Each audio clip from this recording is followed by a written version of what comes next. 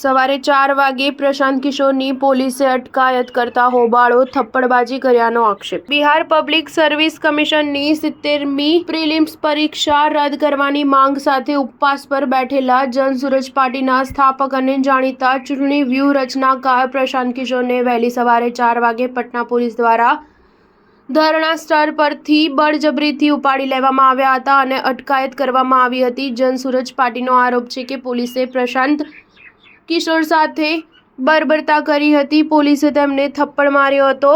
કહેવામાં આવી રહ્યું છે કે તેમણે ધરણા સ્થળ પરથી સીધા પટના એમ્સમાં લઈ જવામાં આવ્યા। આ દરમિયાન પટના પોલીસ અને જનસુરજ પાર્ટીના પ્રમુખ પ્રશાંત કિશોરના સમર્થકો વચ્ચે ઉગ્ર અથડામણ થઈ હતી।